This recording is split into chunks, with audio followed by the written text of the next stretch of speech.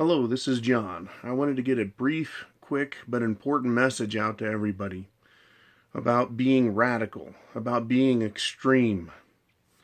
A lot of what I say has to do with my opinion, but I also quote and cite a lot of facts.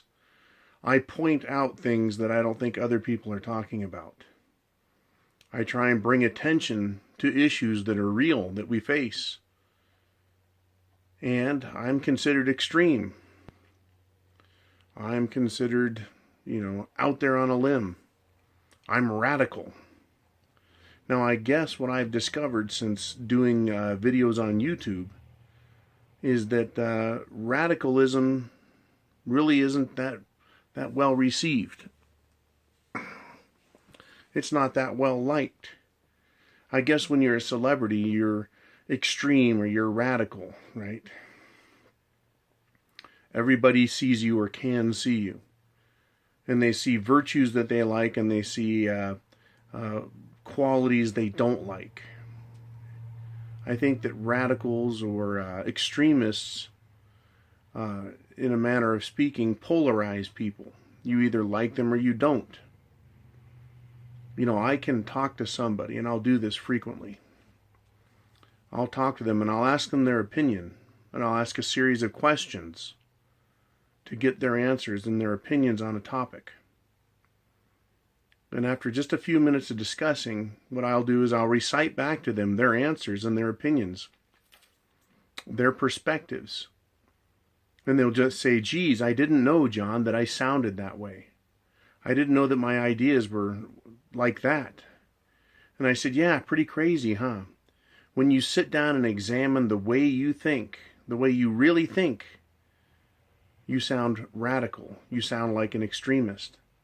When in truth, you're really not. I'm really not all that radical, and I'm really not all that extreme. Except there's this social program out there. There's a social program out there. It's called political correctness. And what it does is it silences opposition to its agenda, to the agenda that the powerful hold. They don't like me having a voice. They don't like you having a voice. They don't like anyone having an opinion other than that which they've been given, that which they've been indoctrinated with, or that which they've been brainwashed with. And brainwashing takes place through the educational system, which is one of the planks of good old Karl Marx's Communist Manifesto, the control of education, because through that education, indoctrination, brainwashing takes place. Social, mental, personal conditioning, where people are conditioned to start thinking a certain way about sharing their opinion and having their own thoughts. So when you become an independent man, a free man in your mind, others will look at you as a radical. And unless you're comfortable in your own skin, unless you're comfortable with your thoughts and your belief system, they can use that to hurt you financially. They can try and hurt you personally. We all have to be strong, all of us. And I'm the face, I'm one of the faces, or the front, in this war, this information war, and I don't mind putting that on. I've got broad shoulders and I can carry it. But I want everyone to know and realize that we all think radically, and that we're all extreme in some way. And to never be ashamed of it. Extremism in the defense of liberty is no vice. That's a famous quote. I think it was Goldwater said that. It's just a quote. But am I that extreme? When you look at the pieces of what I say, is it all that extreme? Is it the truth? Do I speak truths? Do you think and speak truths? We all need to stand up and act like men, like we're free men. We need to quit acting and bowing down to political correctness. It is those very things, political correctness, and being shamed and guilted into cowardice. That's what they want. They want to control your thoughts and control your speech and your actions.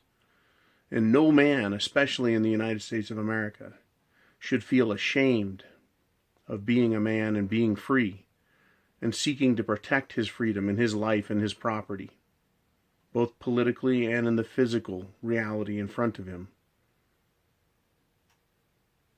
Life isn't about guarantees, it's about opportunities. And this YouTube channel is my opportunity to share with you my ideas. And if they are true, if there's veracity in them, you can make them part of your thought process if you choose. That's your choice. But you have to realize that you're going to be considered radical if you accept thoughts other than what the thought police want you to have. I don't realize, because I've spent so many decades studying our political, economic, legal systems, the philosophies and psychology behind what they're doing to us, that I don't realize that I guess I sound rather radical. If I want to talk about a few facts here and a few facts there, that's one thing. But to talk about them, then draw a conclusion and say, geez, what do you think of that? It can be rather radical and rather extreme.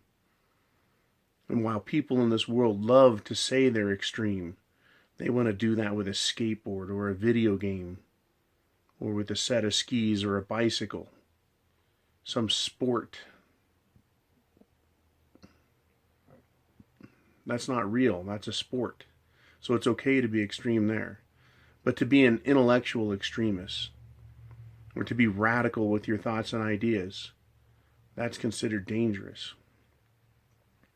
Fear the government that fears free speech. Fear the government that fears free thought. Fear the people in your life and in your world that are afraid of ideas and concepts. Because those are all institutions and individuals and groups that want to control you. Because fear is a controlling force. We need to put the fear of what others think about us behind us. That is how we learn. That is how we learn beyond what we're being taught or programmed with. We are being indoctrinated not only in the education system, but through marketing, billboards, magazines, the internet, television, movies. Those are all media forms or media types through which marketing sells us ideas. Whether it's a commercial on the TV or the show itself. Same with the movies. The indoctrination, the spells that they cast and they weave and they hex over us are all very, very real. They seek to control and dominate us. Socially, we're controlled and conditioned to believe and behave certain ways. But they're all false. If they tell you what you need to think, then they're not real. They're man-made, they're synthetic, and they're designed with one thing in mind and one thing only, and that is to keep you from being free, to control you, to own you. I want people to free their minds. Free the mind and your ass will follow. But you'll find when you get free of it, you'll turn around and there's not going to be many people behind you. It's a big step to take, freedom. It's not lonely here, but there are fewer of us, and you feel like you're an extremist because you're out there basically by yourself with just a few others. So what do? Do you choose extremism? Do you choose to be a radical? 50 years ago, guys, 100 years ago, 200, all the things I talk about were not radical. They were not extreme. They were considered everyday conversation. Discussions about the government and about society, about what is going on in the world. You could discuss everything and anything and hold an opinion and share it and not feel shamed or guilted for having such thoughts and opinions.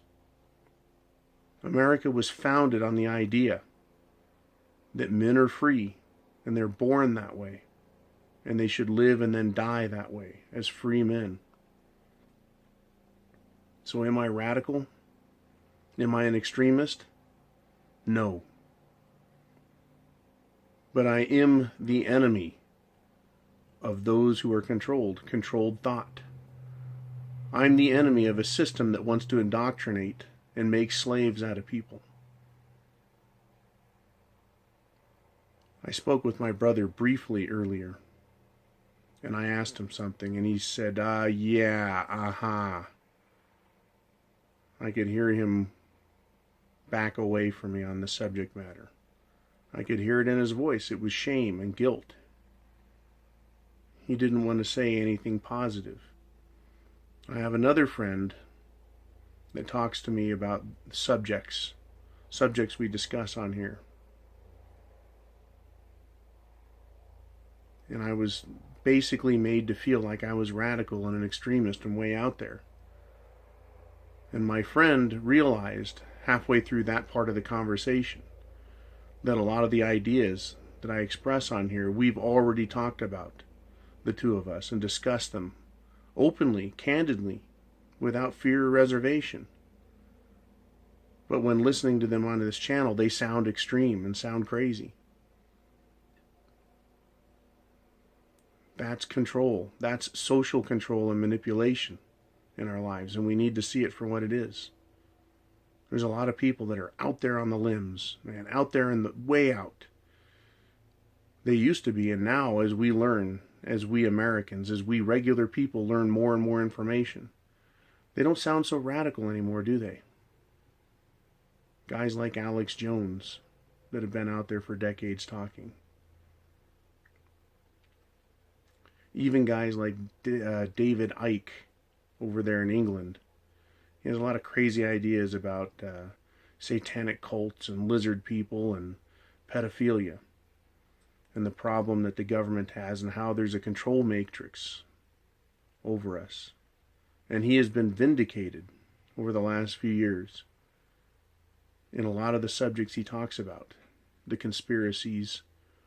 It's all come to light that it's true. That the guy was right, as radical as he sounded back then. As more people become aware through education, through self-education and the internet, they found out that these guys are not radicals. Guys like Alex Jones, who say things like there's an agenda out there, Agenda 21, and the UN, and the New World Order, and the Bilderberg Group. How many decades was Jim Tucker laughed at and scorned when he was part of an independent research group that looked into Bilderberg? And now many, many Americans and people worldwide, in fact, realize that there is a new world order, that there is an Illuminati that's real. And it's not a bunch of Freemasons sitting around in a lodge somewhere in America. It's people in power, people that run the nation, that are part of big corporate, elitist money and power. They're all there. And these people have pointed out, and they once sounded radical, but not anymore. And if you read the Founding Father and the early patriots of America and read what they have to say about government back then, you would think that they sound radical. But that's how people talked and thought. So if you find yourself sounding radical, maybe you just sound like you're free, like you have freedom of thought and freedom of expression. And you should never feel guilt or shame over that. I don't. And anyone who seeks to shame or guilt me over my thoughts, my expressions, I know what they're doing. They're trying to control and own me. And a lot of people will reject new thoughts and new ideas. And they'll reject being free because they're afraid. And those who seek to control others realize, accept, and know that social control, that fear is used to get what they want out of us. So when you see radical agendas like feminism being exposed, and you know it to be true, you don't have fear anymore. But there will be others around you who will try and make you fearful of what they think and what could happen to you. Right? You got to fight the power, man. This is John. I wish you a good day, good night. Free your mind. Free your mind.